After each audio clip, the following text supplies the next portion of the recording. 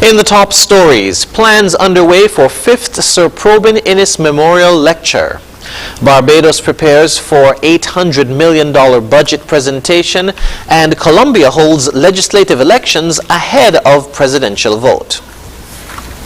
Hello and welcome to the ZIZ Midday Newscast. Today's Monday, the 14th of March, 2022. I'm Jason Davis. Nationally, the University of the West Indies Open Campus St. Kitts and Nevis, in partnership with the History and Heritage Month Committee, will host the 5th Sir Probin Innes Memorial Lecture on March 23 at 7 p.m.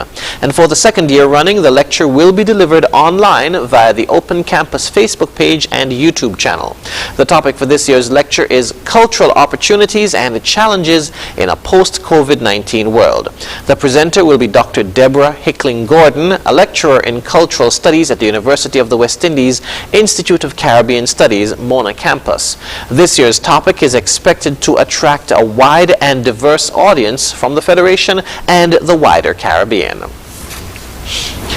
Female empowerment will be the focus of this week's edition of Leadership Matters on Tuesday. The topic will be Empowering Women as We Power Up the Future.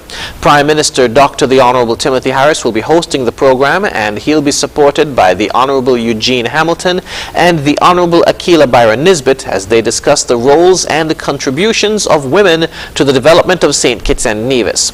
Also on the panel will be entrepreneur and board member of the Chamber of Industry and Commerce, Natalie John, and the first Vice President of Business and Professional Women, Lynn Bass.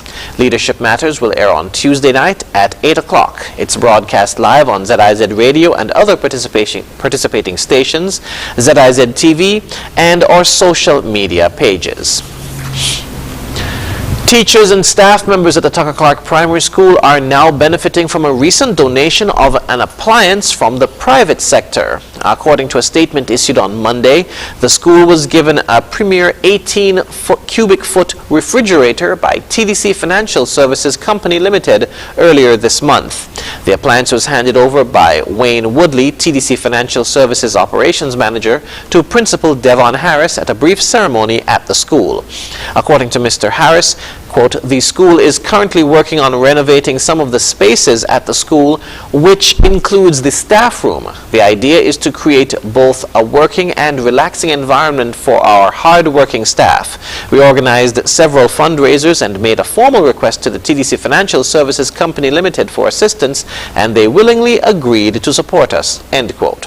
According to the statement, the equipment will now help to fast-track a series of planned activities that are specifically geared towards completing the upgrades by the end of the academic year in 2022.